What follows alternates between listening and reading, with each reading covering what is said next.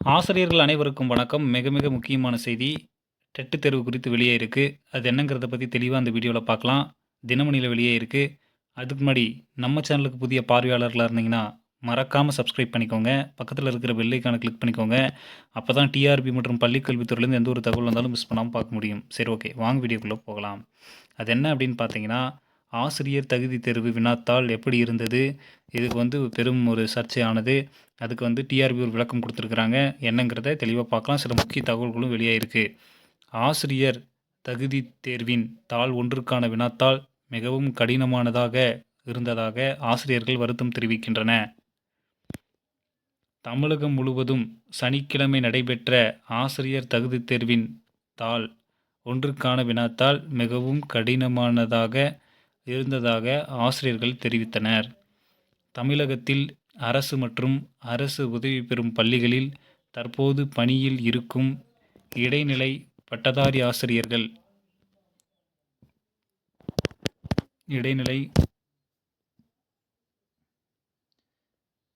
தமிழகத்தில் அரசு மற்றும் உதவி பெறும் பள்ளிகளில் தற்போது பணியில் இருக்கும் இடைநிலை பட்டதாரி ஆசிரியர்கள் அனைவரும் ஆசிரியர்களுக்கான சிறப்பு தகுதி தேர்வில் தேர்ச்சி பெற வேண்டும் என்ற உத்தரவை உச்சநீதிமன்றம் கடந்த ஆண்டு பிறப்பித்திருந்தது. செப்டம்பர் மாதத்தில் 2025 செப்டம்பர் மாதத்திலிருந்து 2 ஆண்டுகளுக்குள் அனைத்து ஆசிரியர்களும் தேர்வில் பங்கேற்று தகுதி பெற வேண்டுமென அறிவுறுத்தியிருந்தது. அதன்படி ஆசிரியர் தேர்வு வாரியத்தின் மூலம் ஆசிரியர் தகுதி தேர்வு மாநிலம் முழுவதும் ஜூலை 4, 5 தேதிகளில் நடைபெறும் என அறிவிக்கப்பட்டது. ஒவ்வொரு ஸ்டேட்டும் ஒரு டேட் அனௌன்ஸ் பண்ணி ஸ்டேட்குள்ளே எக்ஸாம் நடத்திக்க சொல்லிட்டாங்க. அதன்படி தமிழகம் முழுவதும் இடைநிலை ஆசிரியர்களுக்கான சிறப்பு தகுதி தேர்வு தாள் 1 சனிக்கிழமை நடைபெற்றது.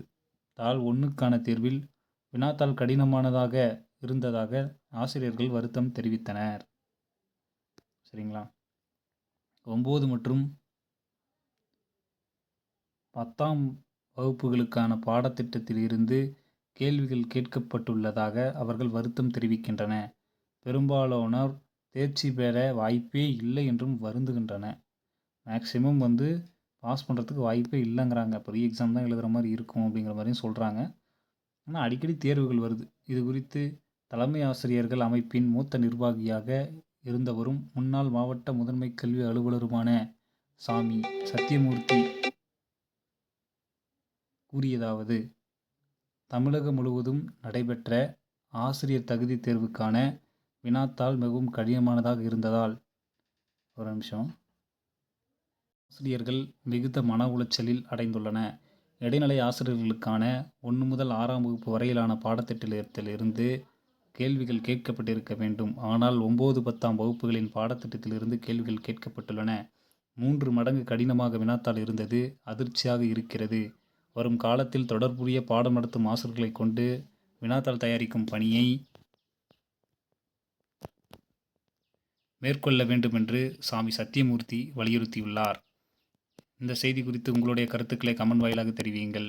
அதாவது இதுக்கு அரசு என்ன சொல்லியிருக்குன்னா, நாங்கள் சரியான முறையில் தான் தேர்வு நடத்தியிருக்கிறோம், டஃப்பாலாம் இல்லை, நீங்கள் ஹையர் செகண்டரி பேஸஸில் படிக்கணுங்கிற மாதிரி சொல்லியிருக்கிறாங்க. அரசு இந்த முடிவு சொல்லியிருக்கிறாங்க.